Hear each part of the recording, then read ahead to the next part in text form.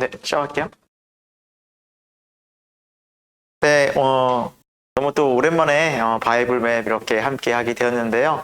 오늘 이 목요일 저녁 시간에 또 하나님께서 이 말씀을 통해서 저와 여러분에게 또 부으시는 또 성령의 은혜가 충만할 수 있기를 소망하고 우리 기도하고 함께 시작하도록 하겠습니다. 사랑과 은혜의 하나님 아버지, 오늘도 우리를 이 말씀의 자리로 불러주셨습니다.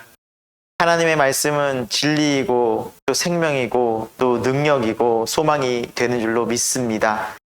우리가 이 세상 살아가면서 하나님의 말씀 통해서 이 땅에 마음 빼앗기지 않고 저 영원한 하늘에 또 하나님 계신 그 보좌 우편에 우리의 마음이 가 있는 소망을 가질 수 있는 그런 살아있는 능력의 말씀 되게 하여 주옵소서. 우리의 믿음을 다시 한번 굳건히 회복시키고 다시 한번 하나님의 말씀 능력 가운데 붙잡고 믿음으로 순종하며 예 주님 하며 따라갈 수 있는 은혜로운 이 시간 되게 하여 주옵소서. 예수님의 이름으로 기도드립니다. 아멘. 네, 오늘 너무나 오랜만에 이렇게 뵙게 되는데요. 너무 많은 분들이 오셔서 또 이렇게 함께 하고 있습니다. 네. 너무 감사드립니다. 네. 할렐루야. 네, 아멘 소리. 네, 이렇게.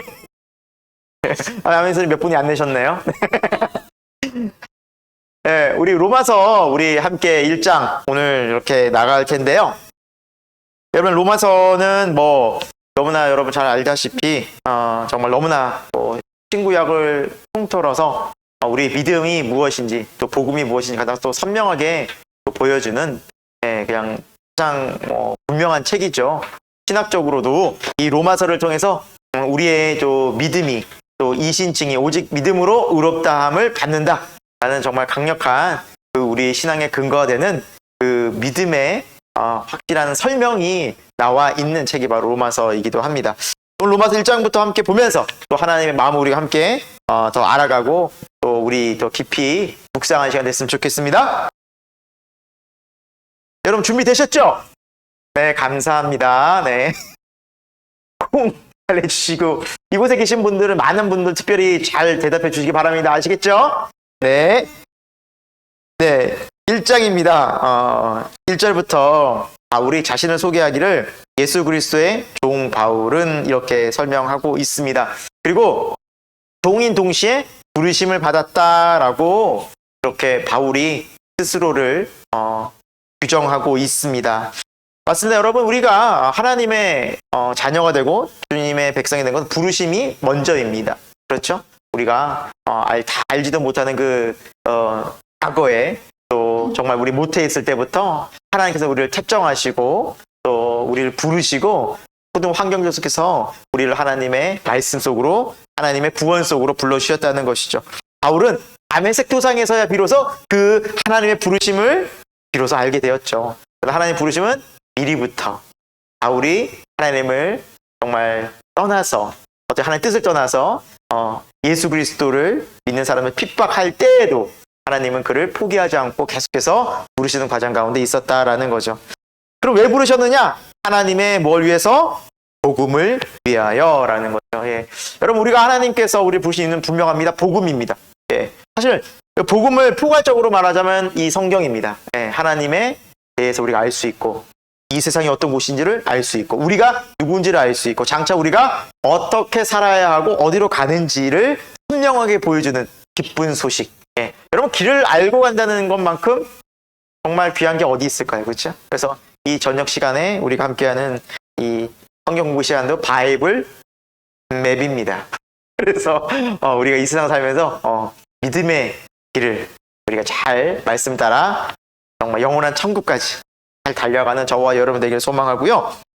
자, 2절에 보니까 이 복음은요, 성경에 미리 약속된 것이다 라고 말씀하고 있어요. 구약에서부터 이미 계속해서 하나님께서는 이 구원의 복음을 창세기서부터 출애굽기, 레위기, 신명기 계속해서 하나님은 우리를 포기하지 않으시고 말씀으로 부르셔서 구원하신다라는 끊임없이 말씀하고 계시죠.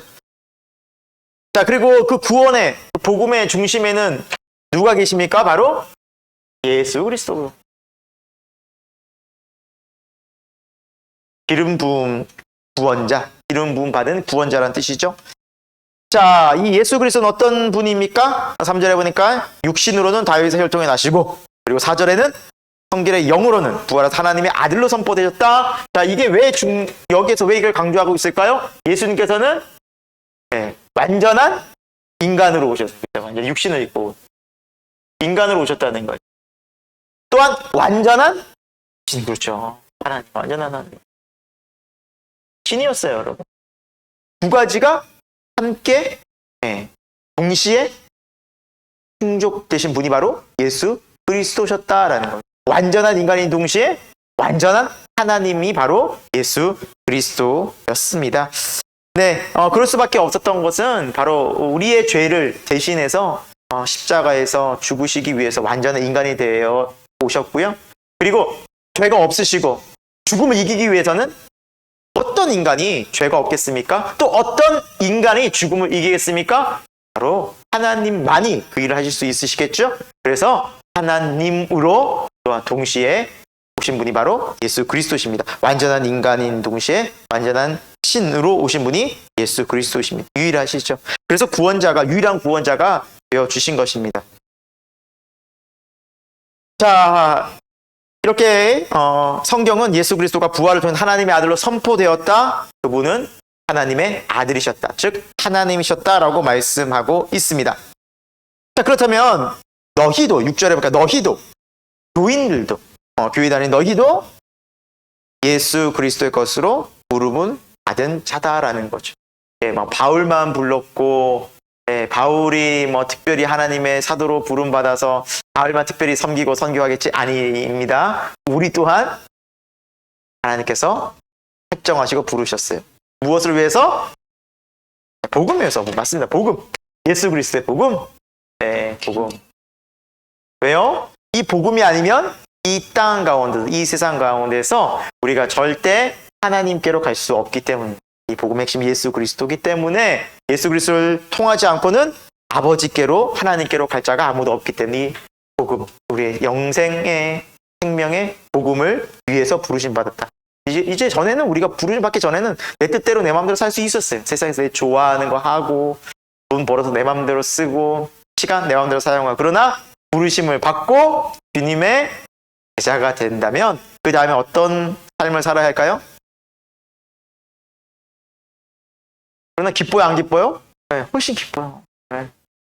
기쁘시죠, 여러분? 네. 네. 이곳에 오신 많은 분들은 기쁨으로 화답하고 있습니다.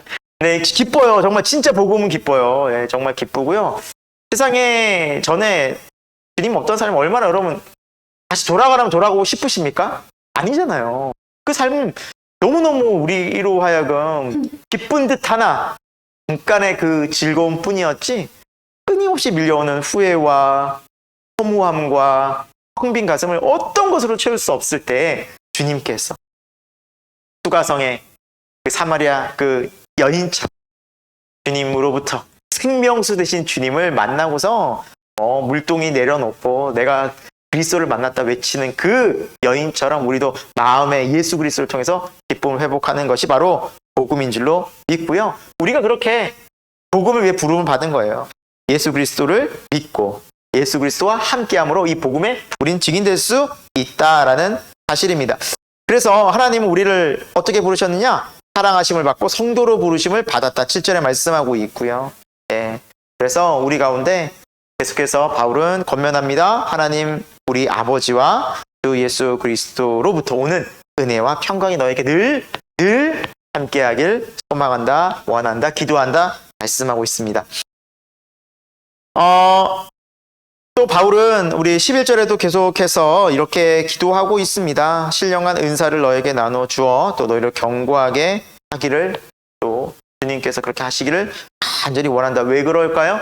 이 세상에서 우리가 당하는 많은 시련과 고통과 사단의 유혹을 하나님의 큰 은혜와 능력이 아니면 우리는 결코 계속해서 이 믿음의 영적 싸움을 해나갈 수 없기 때문입니다. 하나님 능력 부여받아야 됩니다. 신령한 은사와 능력을 경험하고 견고한 믿음이 되어야만 합니다. 그래서 우리가 믿음 가운데 굳건히 또 서기 위해서 사실 힘들고 지친 이 시간이지만 말씀 앞에 서서 다시 우리의 믿음을 재점검하게 되는 줄로 믿습니다.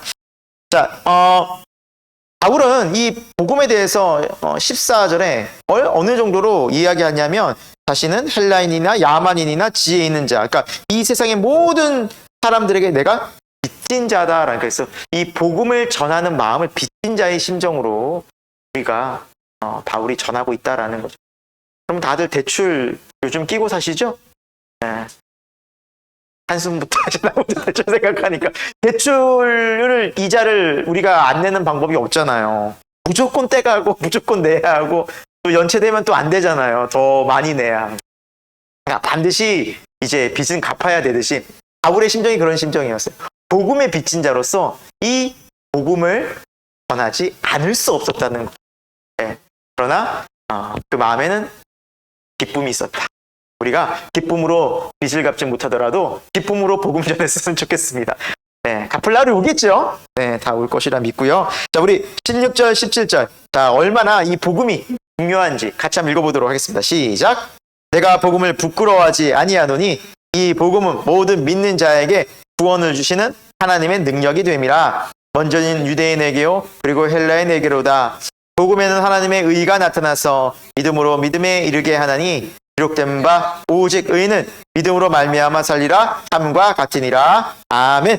네, 복음의 핵심은 예수 그리스도라고 말씀드렸죠. 네, 예수 그리스도가 우리를 위해서 죽으셨고, 우리 죄를 위해서 죽으셨고, 또 우리 모든 죄가 사함 받아서 우리는 이제 하나님께로 갈 수 있는 길이 열려서 영원한 생명, 하늘에서 하나님과의 관계가 회복되는, 다시 말하면 창세기에 하나님께서 우리를 창조하시면서 보시기에 심히 라는 그 원형을 다시 예수 그리스도를 통해서 의롭다 칭함을 받으면서 하나님 우리를 기뻐하시는 모습으로 회복된 그 모습이 바로 예수 그리스도로 이루어지지 않았으면, 이것이 복음이라는 겁니다. 이거 진짜 우리의 모습이라는 겁니다. 이 땅에 사는 것이 우리 실제 모습이 아니라 우리는 이제 하나님을 만나 영원한 부활과 영생에 이르는 그 삶이 우리의 진짜 원형이라는 거죠. 그것이 이제 예수 그리스도를 통해서 이루어졌다라는 게 복음이고요. 그런데 이 복음이 실제되기 위해서는 우리에게 믿음이 필요한데, 이 믿음이 17절에도 우리가 믿음으로 믿음에 이르는, 그래서 처음 우리가 믿기 시작하고 출발도 믿음이지만 계속해서 이 믿음에 이르기 위해서는 우리는 지속적인 믿음 생활을 해나가는 거죠. 그래서 신앙생활은 여러분, 믿음은 계속해서 진행형입니다. 진행형. 계속해서 믿음은 우리가 죽는 그 순간까지 오직 의는 믿음으로 말미암아 살리라. 우리 믿음의 주체는 바로 예수 그리스도죠. 그래서 우리는 누구를 따라가는 거예요? 믿고 누굴 따라가요? 예수님을 따라가는 겁니다. 예수님의 발자취를 따라가는 겁니다. 우리의 삶으로, 또 우리의 생각 속에, 우리의 마음 속에 예수 그리스도를 계속해서 따라 예수 그리스도와 함께 하는 것이 믿음의 진행형의 삶입니다. 그래서 여러분, 믿음은 삶과 뗄래야 뗄 수가 없는 것입니다. 믿음은 삶입니다. 이론이 아닙니다. 지식이 아닙니다. 단순한 입술의 고백만이 아닌 것입니다. 듣고 깨닫는 것에 그치는 것이 아니라 믿음은 삶입니다. 7절에 말씀하고 있죠. 오직 의는 믿음으로 뭐한다? 산다. 예수 그리스도로 산다. 여러분, 오늘 하루 예수 그리스도로 사셨습니까? 예수 그리스도와 함께 사셨습니까? 예수 그리스도와 함께 동행하셨습니까? 주님 마음 느끼셨습니까? 감사합니다. 감사합니다.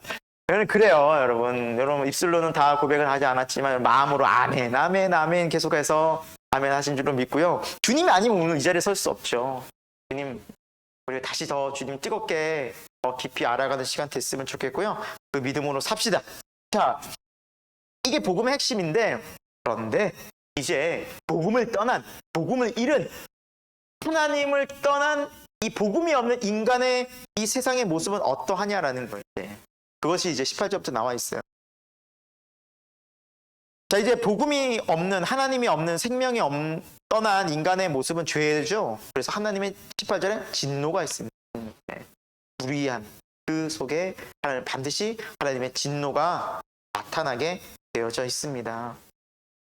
여러분, 20절에도 하나님께서 분명히 이 땅 가운데서 이 창세로부터 이 세상이 창조된 이후부터 물론 인간이 타락하고 그 인간의 타락 이후에 세상이 이렇게 타락해져 갔지만 그럼에도 불구하고 하나님의 능력과 하나님의 모습이 이렇게 만물에 분명히 나타나기도 했다라는 거죠.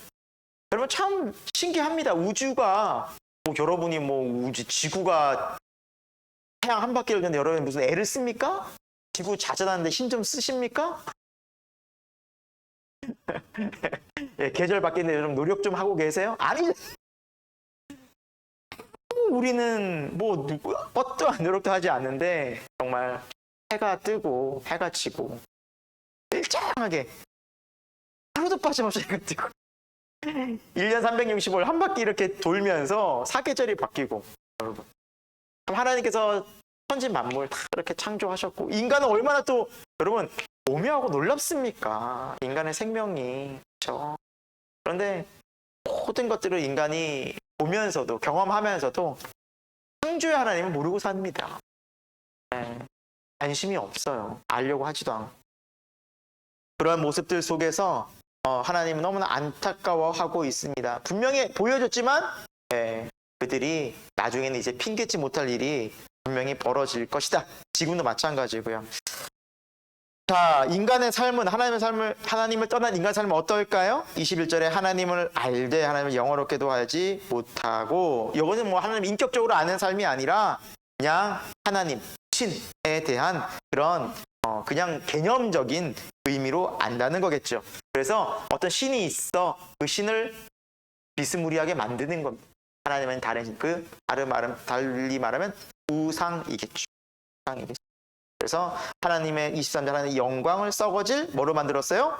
우상으로 만들었다. 거기에 복을 빌고 거기에 마음을 쏟고 피조물인데 하나님께서 그 피조물을 다스리라고 했는데 그 다스려야 할 그 피조물에게 오히려 빌고 그걸 두려워하는 너무나 안타까운 일이 벌어지게 됐습니다. 뿐만 아니라 2차절부터는 우리의 마음이 하나님을 떠난 마음이 어떤 상태인가? 그 정욕대로 하나님께서 내버려 두셨습니다. 그 사실은 가장 큰 저주입니다. 너 뜻대로 해. 하나님 없이. 그냥 인간은 죄로 달려가는 겁니다. 그 죄성이 바로 죄로 나오죠. 첫 번째 나오는 그 죄들이 뭡니까? 26절에 바로 동성연애에 대한 부분이에요. 최근 유럽과 미국에서는 이미 동성혼이 합법적으로 이루어졌고 우리나라도 그렇죠? 네. 지금 동성혼은 이루어졌나요? 합법화됐나요? 지금 아직 합법화는 안 되고 지금 추진하고 있죠. 뿐만 아니라 동성에 대한 교육, 미국이나 유럽이나 이런 나라, 캐나다는 이미 합법화돼서 가르치고 있습니다. 실제로 가르치고 있고. 그래서 많은 사람들이 그래요. 한국은 시간 문제다라는 얘기까지 해요. 그래서 지금 동성애 차별 금지법을 막 계속해서 반대하고 지금 저항하고 있기는 하지만 참 쉽지 않은 그런 부분이고 정말 앞장서야 할 교회에서조차도 이것을 찬성하는 교회들이 생기게 되는 현상이 벌어지게 된다는 거죠. 근데 여러분 로마가 어떻게 막았냐면 역사학자들에 따르면 부정부패가 가장 큰 부분을 또 차지하고 동시에 가장 큰 부분이 바로 성적 타락이었습니다. 성적인 타락이 만들어낸 결과가 뭘까요? 가정이 파괴됩니다. 가정이 파괴돼. 가정이 무너지는 것. 가정은 뭐예요? 가장 사회를 이루는 기본이에요. 가정이 파괴돼. 하나님께서 처음에 가정을 주셨다. 그렇죠? 가정을 주셨어요. 아담과 하와 가정을 주셨어요. 근데 가정이 무너지게 되면 사회가 무너져요. 그래서 로마가 이렇게 성적 타락을 통해서 결국에는 나라가 무너지게 됩니다. 이때 이런 죄가 있었다는 것은 참 우리가 시대를 막론하고 그렇죠? 인간의 죄는 항상 우리 삶 속에서 우리 마음 속에서 떠나지 않는다는 것. 하나님을 떠난 인간은 예전이나 지금이나 3,000년 전이나 4,000년 전이나 현대 과학문명이 발달해도 동일하다는 것. 지금도 얼마나 많은 이 성적 타락의 죄들이 많이 있어요. 그리고 동성애에 대한 죄들이 얼마나 많이 물결처럼 우리 사회 곳곳에 지금 스며들고 있죠. 그뿐이겠습니까? 28절부터 나오는 말씀들은 우리 마음의 상태를 이야기하고 있죠. 상실한 마음대로 내버려 두사. 그러니까 하나님은 싫은 거예요. 그러니까 하나님 싫은 상태에서 하나님 그대로 그래 살아봐 라고 했더니 어떤 일이 벌어졌습니까? 29절에 불의, 추악, 탐욕, 악의가 가득하고 시기, 살인, 분쟁, 사기, 악독이 가득하고 수군수군하고 비방하고 하나님께서 미워하시는 죄들, 능욕, 또 교만, 자랑, 악, 부모를 거역하고 우매하고 제약하고 부정하고 무자비한 이 형태의 죄악들이 지금도 마찬가지죠. 지금 뉴스를 좀 이런 죄들이 너무나 많이 나오죠. 예. 그들은 하나님께서 뭐에 해당한다고 했어요? 사형. 그래서 여러분 성경이 말씀하고 있는 죄의 결과는 명확합니다. 하나님께서 이 죄를 지은 인간이 이 죄의 결과로 맞이하는 그 열매가 뭐냐? 죄의 삭은 뭐라 그랬어요? 네, 사망이에요. 이건 하나님이 정해 놓으신 죄예요. 네. 이거 누구도 피해갈 수 없습니다. 심지어 예수님조차도 이렇게 우리 죄 때문에 뭐 하셨어요? 죽으셨어요. 하나님의 아들, 하나님조차도 그 법을 지키기 위해서 희생하셨다면 어떤 인간이 하나님 앞에서 이 죄에 대한 결과로 사망을, 죽음을 피하겠냐는 겁니다. 그래서 인간이 마주하는 처절한, 가장 확실한 운명적인 일은 죽음이죠. 다른 건 다 불확실해요. 내일 내가 뭐 직장에서 무슨 일을 하고, 예, 앞으로 무슨 일이 10년 뒤에 무슨 계획이 있고 다 불확실해요. 그러나 분명한 것은 나는 반드시 죽는다는 사실. 죽음은 피해갈 수 없어요. 죽음은 피해갈 수 없다는 사실. 그리고 죽음 이후에 실제적인 하나님의 영원한 심판이 이제 기다리고 있다는 것이 바로 성경이 말씀하고 있는. 그래서 이것을 피하게 하기 위해서 바로 예수 그리스도께서 오셨다는 것이 바로 이 성경의 내용입니다. 2장으로 넘어가 봅니다. 자, 2장에는 또 많은 죄들 중에서 판단의 죄에서 말씀하고 있습니다. 2장 1절에 자, 남을 판단하는 사람아. 네. 근데 내가 남을 판단하면서 동시에 너도 같은 일을 행하는구나라고 이제 말씀하고 있죠. 그러니까 우리가 사람들을 막 판단하는 그 모습 속에는 어쩌면 나도 그러한 모습을 동일하게 해왔고 지금 하고 있을 수도 있다라는 거예요. 남을 우리가 판단하지만 결국에 나도 그 판단에 단 한 번도 해당이 안 된 적이 있었는가 곰곰이 되짚어 보면은 사실은 우리도 그 많은 판단들 중에 내 스스로도 그 죄를 분명히 지었다는 거예요. 그러니까 하나님 보시기에는 얼마나 무리하냐 하나님. 무리하냐. 같은 일을 행하면서 남을 판단하니까. 그렇죠? 그래서 예수님께서도 그런 비유하셨잖아요.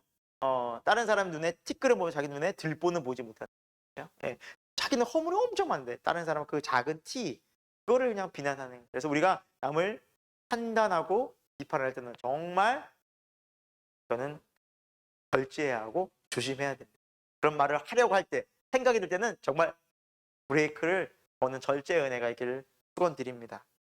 자, 우리가 모두가 결국에는 3절에 보니까 뭘 받는다고요? 하나님의 심판. 다 하나님의 심판을 받아요. 하나님 분명히 우리를 심판하십니다.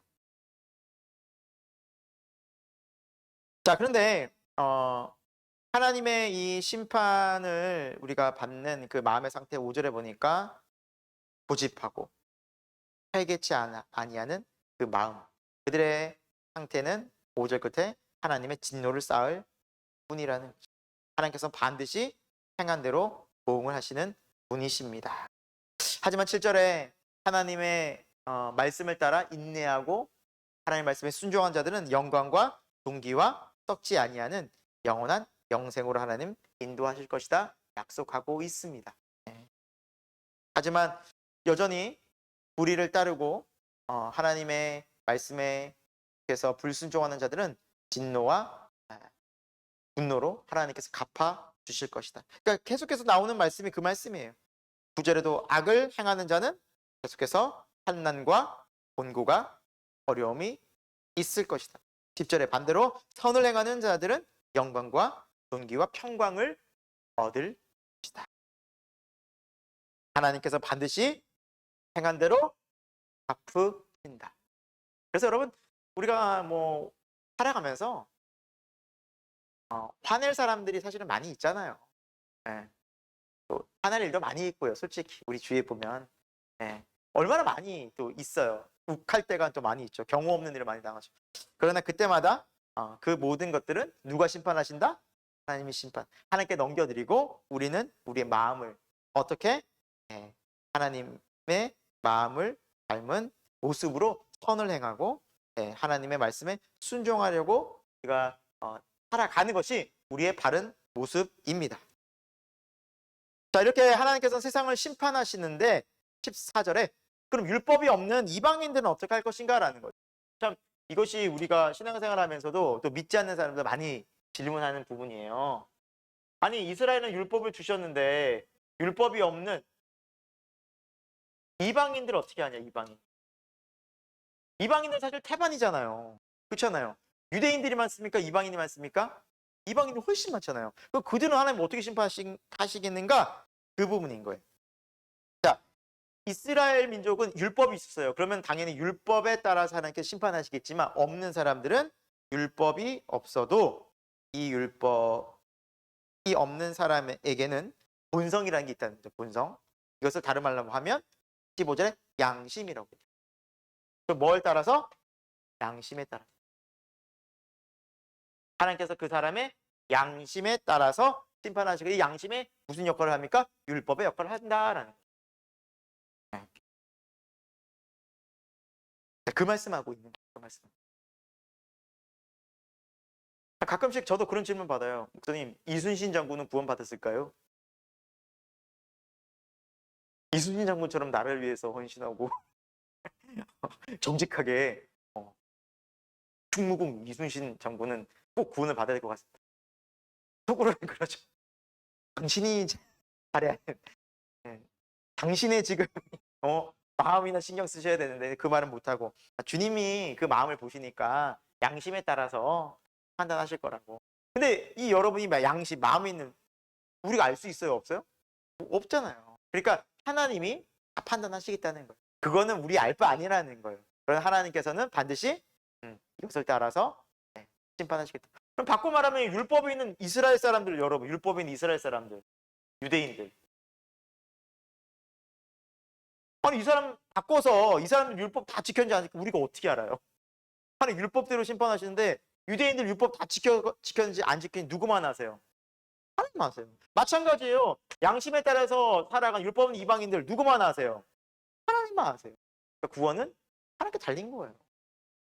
그걸 굳이 이순신이 구원 받았는지 안 받았는지만 정답을 물어보면 알고 그걸 알아야 막 마치 내가 이제는 믿고 교회 다니겠다는 처럼 생각하시는 분들이 혹 있다면 주님께 맡기시기 바랍니다. 우리는 모릅니다. 주님께서 아십니다. 자, 우리 다음 내용을 보시면 자 이제 율법과 유대인의 이제 관계에 대해서 나와 있는데요. 특별히 유대인들은 굉장히 중요하게 생각하는 게 뭐냐면 할례였어요. 할례.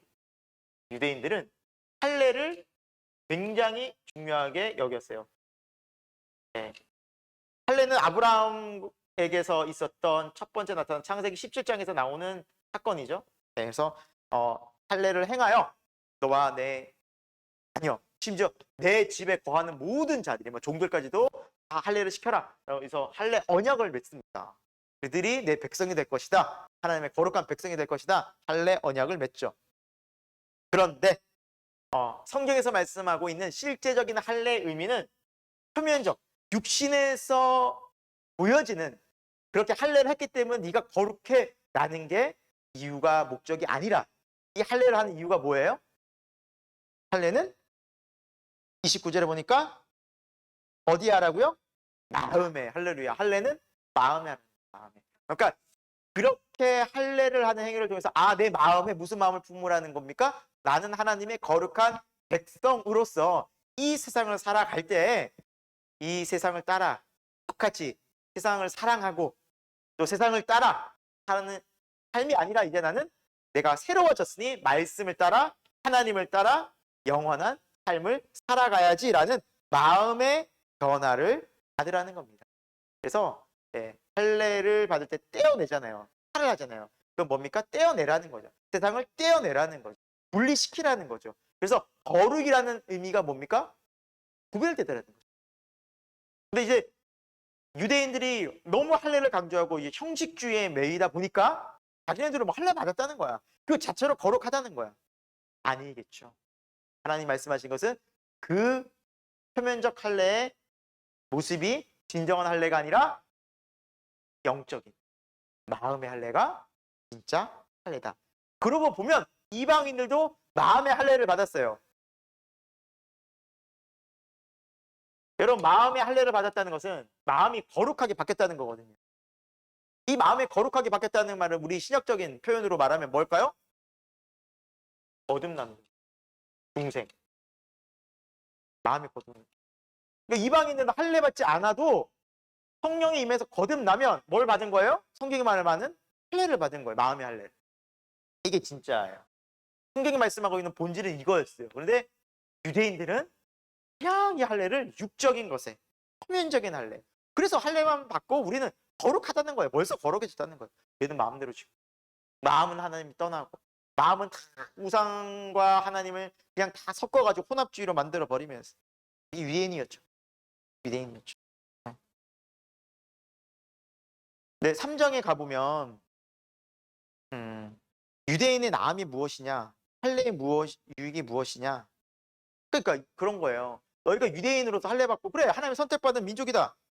맞다. 근데 그 나음이 무엇이냐? 안이 있지만 첫 번째로 2절에 하나님의 말씀을 받았다. 율법이죠.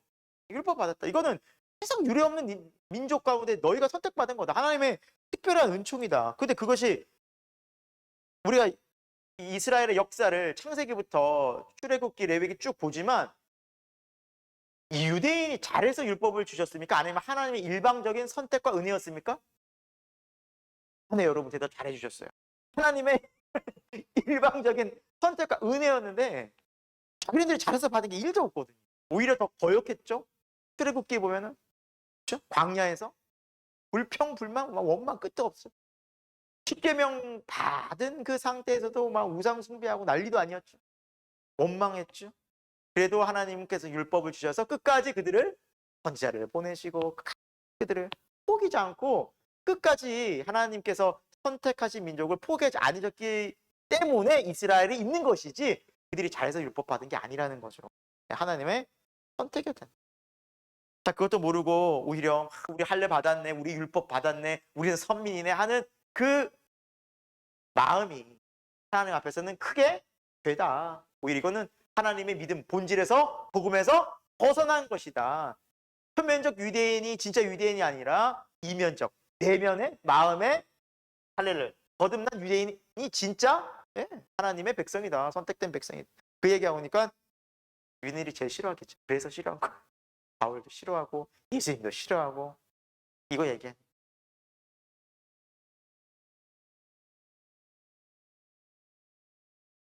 네, 하여튼 그렇게 해서 바울이 계속해서 미움을 받습니다.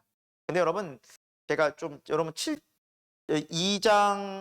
7절 8절 조금 여러분 한번 읽어볼게요. 왜냐하면 이 구절이 왜 중요하냐면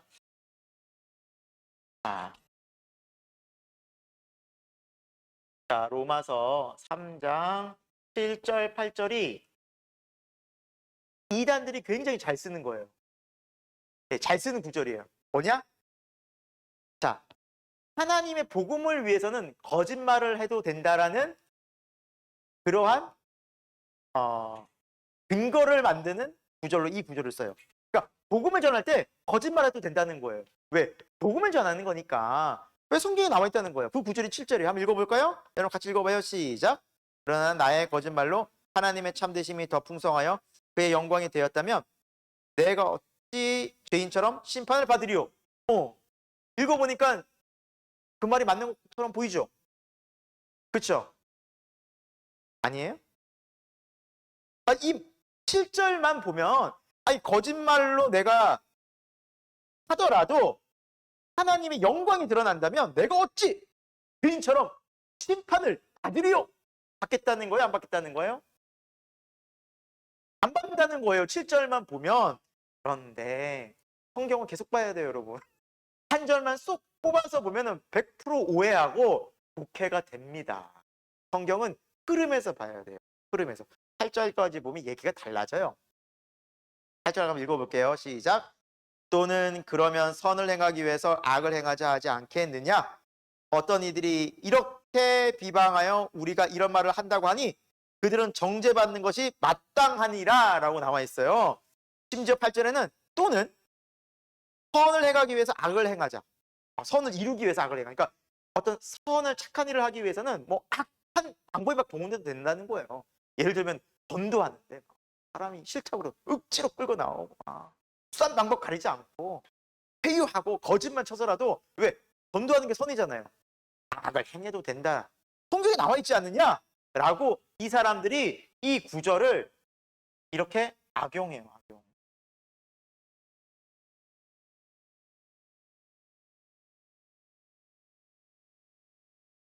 복음 전하는 데는 거짓도 때로는 필요하다. 왜? 성경에 나와 있지 않냐? 라고 얘기해요. 그런데 여러분 8절 하반절을 보십시오.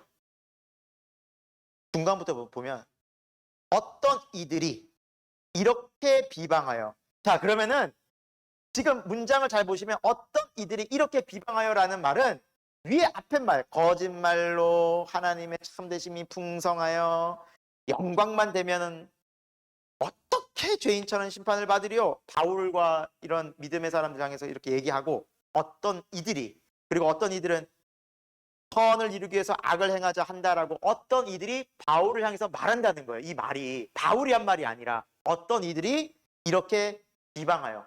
비방이라는 것은 뭐예요? 그 사람을 헐뜯는 거잖아요. 비방하여 우리가 이런 말을 한다고 하니 지어낸 거 이렇게 막 바울이 하지도 않은 말을 한다고 하니 그들은 정죄받는 것이 마땅하다. 이런 말을 하는 사람은 정죄받는다는 거예요. 그러니까 맥락에서 보면 거짓말로 잘못된 말로 복음을 전하더라도 속이더라도 하나님의 영광만 드러나면 괜찮아 라고 하는 거는 성경의 원뜻은 뭐예요? 정죄받을 일이라는 거예요 지금. 근데 여러분 신천지나 다른 이단들 중에서 실제로 자기를 속여요. 속여서 전도해요 여러분. 네. 그래서 그걸 심지어 이름까지 그냥 이렇게 붙였어. 성경에 나온 이름을 모략 전도라고 그래요.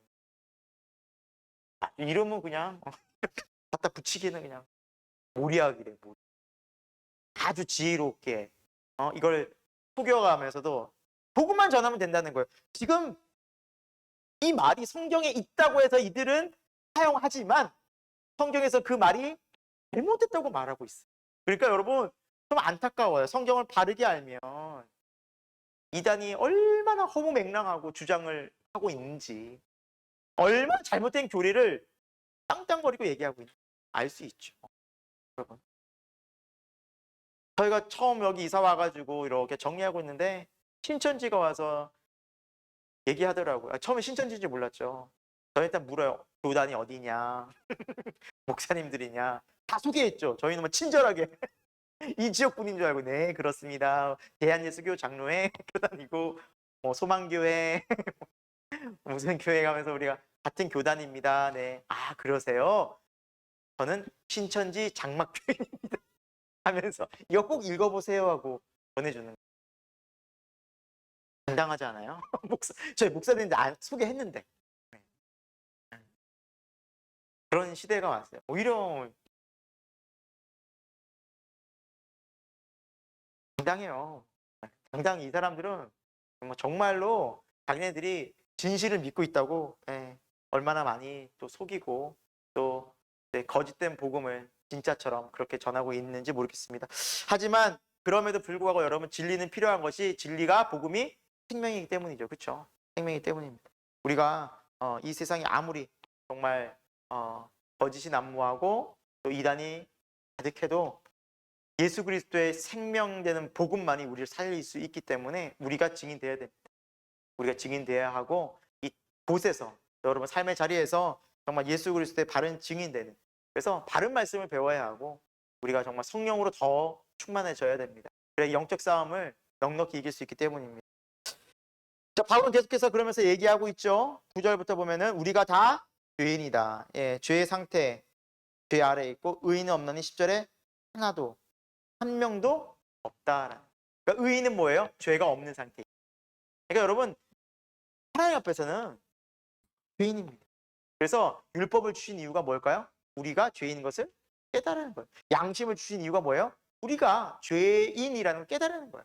이유는 하나님. 그래서 누가 필요한 거예요? 네, 하나님 필요한 거예요. 우리는 하나님 앞에 우리는 죄인된 자리에 설 수밖에 없는 그런 죄인이라는 것을 인정할 때 구원이 임하는 거예요. 그 은혜로. 그것을 우리가 계속해서 볼 거예요. 이 인간의 상태가 계속해서 이런 죄악으로 가득한데 그들의 마음은 18절 끝에 보니까 하나님을 두려워하지도 않아요. 글쎄. 죄가 충만해지면 정말 이 양심이 화인맞아요. 그러니까 양심이 쫙 굳어진다는 건 하나님을 두려워하지 않는 상태. 죄를 죄로 인지하지 못한 양심이 굳어졌어요. 얼마나 안타까운 거예요. 그래서 그러한 인간의 상태 가운데 있는 모습이 19절, 20절에도 계속 나와 있죠. 네. 심판 아래 있고 19절, 20절에도 율법의 행위로는 의롭다 하심을 얻을 육체가 하나도 없고 율법은 죄를 깨달음이다. 이것이 20절이 굉장히 중요한 것은 뭐냐? 율법이 존재한 이유예요. 하나님 우리에게 율법을 주신 이유예요. 율법은 우리를 의롭게 할 수 없어요. 율법을 지켜서 구원받을 수 없어요. 율법을 지켜서 절대 거룩해 줄 수 없어요. 그런데 유대인들은 지금도 또 많은 이제 다른 그 성경을 가지고 말하는 이단의 종교에서는 이 율법을 지켜서 구원을 받으려고 하죠. 율법주의로.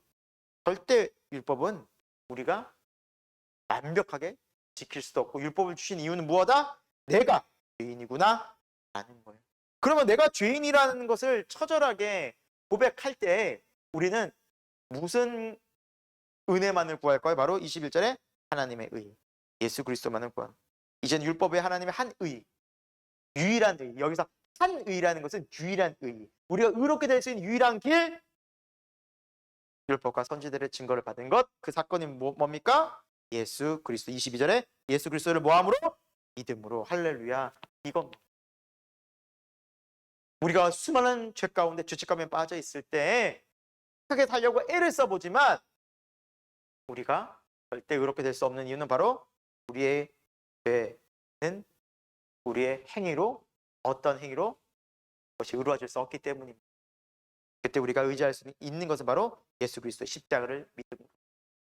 그래서 여러분 예수님을 믿은 다음에도 여러분 그래요. 예수를 믿으면 얼마나 정말 기쁘고 감사해요. 하지만 예수를 믿은 다음에 십자가의 은혜를 경험한 다음에도 또 죄를 짓잖아요. 그때 사단이 교묘하게 유혹해요.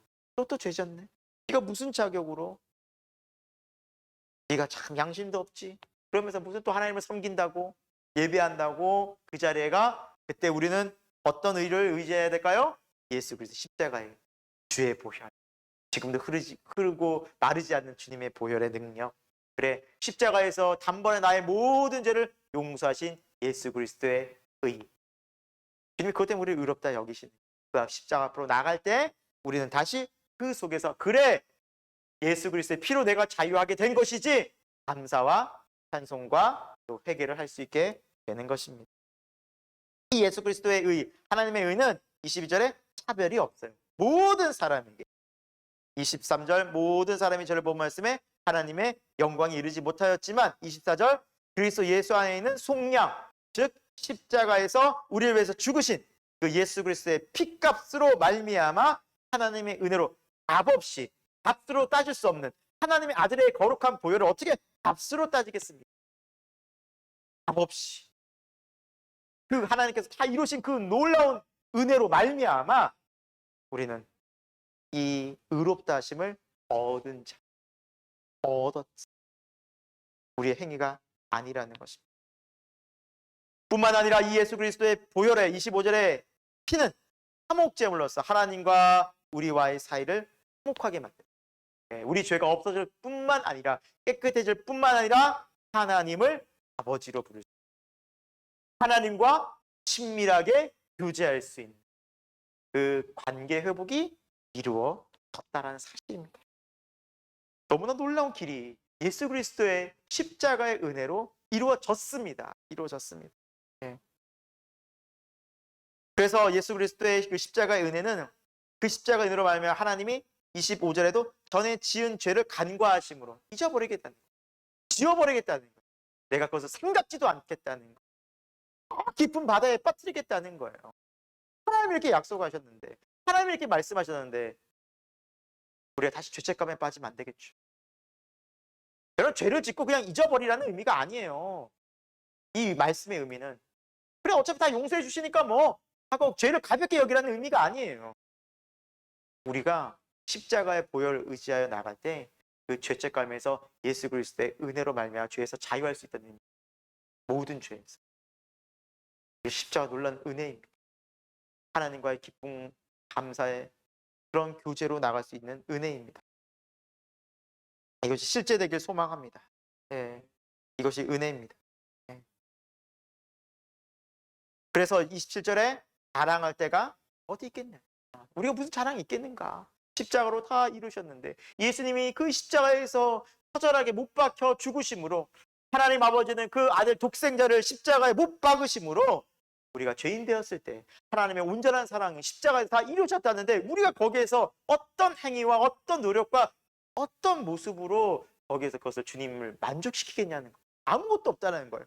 오히려 우리는 자랑할 것이 하나도 없어요. 오직 은혜, 감사예요. 찬송입니다.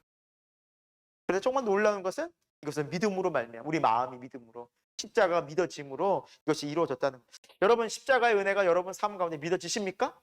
네, 이건 매일매일 경험해요.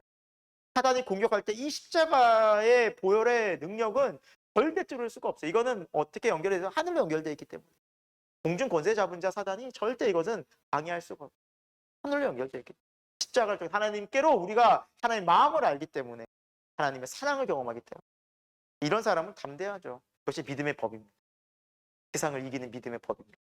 세상 천지에 누가 뭐라 그래도 하나님이 우리를 의롭다 하시면 의로운 줄로 믿습니다. 자, 그것이 바로 믿음의 법인데 그렇게 우리가 의로워졌는데 자, 이 의로운 하나님의 법이 29절에 다만 유대인뿐이냐? 아니다. 이방인들도 우리들도 다 하나님의 의로운 법에 다 포함된다는 하나님께서는 유대인뿐만 아니라 모든 이방인 온 세상 구원하기 위해 예수 그리스도를 십자가에 못 박게 하셨고 구원의 은혜를 베푸셨습니다. 그래서 온 세상을 하나님 사랑하셨습니다. 우리 모든 민족은.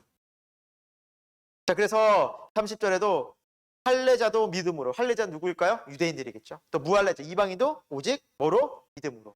그래서 예수 그리스도를 믿음으로 우리는 의롭게 되는 것이지 율법의 행위, 할례, 받은 증표 그것이 우리를 거룩하게 만드는 것이 아니라 우리 마음이 예수 그리스도의 보혈의 능력을 힘입은 그것이 바로 거듭났어. 물과 성령으로 거듭났어. 예수 그리스도 앞에 나와 말씀 앞에 우리가 정말 서서 우리가 죄인이구나 이렇게 성경 말씀하고 있는 하나님을 떠난 우리 인간의 상태가 저와 여러분 예수님 믿기 전에는 다 죄악된 상태였잖아요. 우리가 그것을 고백하고 회개했을 때 정말 하나님의 이 값없는 은혜로 말미암아 십자가 은혜로 말미암아 우리를 거룩하게 하셨다는 거죠. 예. 그때 비로소 율법이 율법답게 보여요. 율법을 주신 이유는 이 율법으로 내가 하나님의 자다. 하나님의 거룩한 백성다. 하나님을 사랑하는 그 방식으로 세상을 살아가라. 그렇게 하나님의 거룩한 백성으로 살라고 율법을 주셨고 라는 것은 율법의 진정한 의미를 아는 거예요. 그래서 31절에 뭐랍니까? 자, 그러면 믿음으로 구원받은 사람은 율법을 파괴하느냐? 율법 필요 없다고 말하느냐? 그럴 수 없느니라. 오히려 율법을 굳게 세우느니라. 이 율법은 어떤 율법이에요? 사랑의 율법이죠. 하나님께 구원을 받은 내가 이제 어떻게 살아가야 하느냐? 내가 이제는 전에 육신의 삶이 아니라 세상을 따라가는 삶이 아니라 하나님의 말씀에 주님 순종하는 삶으로 나아가기 위한 아멘 되어지는 말씀이 바로 율법의 삶이라는 그러니까 율법은 꼭 필요합니다. 거기는 하나님의 마음이 담겨져 있기 때문이에요. 하나님께서 왜 율법을 주시는지 이제는 선명해집니다. 할 수 있습니다. 그것이 이제 전에는 예수 그리스도의 십자가의 복음으로 구원받기 전에는 이 율법이 무거워요. 짐이에요. 특별히 어릴 때부터 교회 생활하고 정말 이렇게 예수 그리스도 인격적으로 만나지 못한 상황 가운데서 주의를 지켜야 구원받아. 주의를 빠지면 안 돼. 헌금 도둑질하면 혼나 하나님 앞에. 말씀 떠나면 너와 지옥 가. 이러면서 그런 율법주의에 가득 메워가지고 율법에 짓눌려 살던 사람들은 이 율법의 참 의미를 모르는 거죠. 모르는 거죠. 그게 아니라 정말 예수를 믿고 보니, 주님을 만나고 보니, 아, 내가 이제 이렇게 사는 삶이 정말로 나를 행복하게 만들고 기쁘게 만들고 하나님의 자녀로서 정말 내 존재가 정말 이 세상에서 거룩한 빛으로 살아가는 그 나의 정체성이 바로 하나님의 말씀이구나라는 것을 알게 될 때 살고 싶어지죠. 오히려 기쁨으로 순종하게 되죠. 이것이 바로 진짜 율법이 우리에게 주신 이유라는 사실입니다. 그래서 사도 바울은 이 부분을 명확히 하라는 거예요. 율법은 우리가 죄인 것을 깨닫고 내 힘으로는 도저히 구원받을 수 없는 그런 존재인 것을 깨달아 하나님의 거룩한 은혜로, 십자가의 은혜로 구원받고 이제는 내가 새로워져서 이 율법을 기쁨으로, 기꺼이, 감사로 순종할 수 있는 삶으로 나아가는 예수 그리스도의 은혜에 우리가 집중하자. 그 은혜가 없이는 우리는 이 율법을 도저히 지키고자 하는 마음도, 따라가는 마음도 생기지 않는다는 사실입니다. 오늘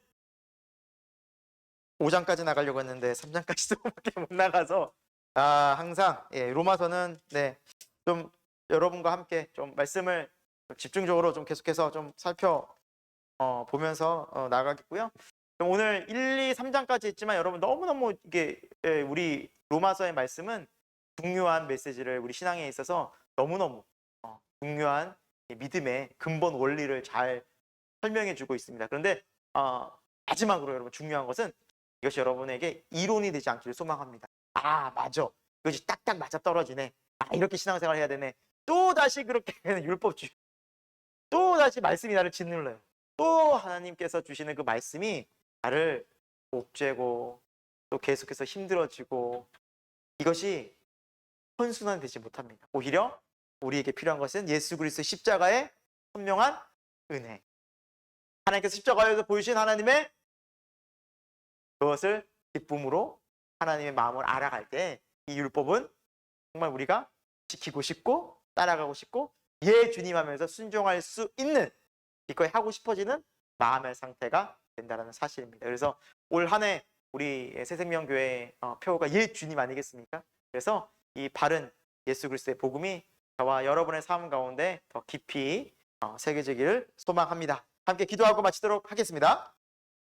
하나님 아버지, 오늘 우리는 하나님의 귀한 생명의 복음, 오직 우리가 의로워지는 것은 모든 죄에서 자유하고 하나님을 정말 아버지라 부를 수 있고 하나님을 사랑할 수 있는 놀라운 이 은혜는 바로 십자가에서 우리를 위해서 모든 죄를 대신해서 죽으신 예수 그리스도의 피값으로 된 줄로 믿고 감사드립니다.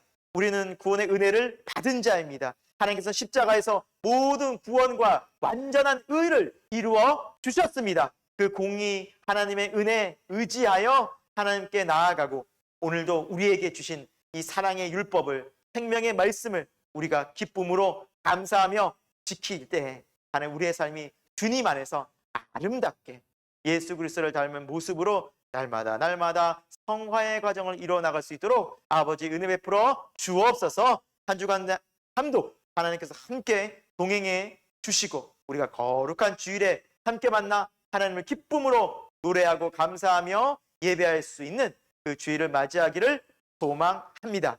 살아계신 예수 그리스도의 이름으로 기도드립니다. 아멘. 감사합니다. 한 주간도 평안하십시오.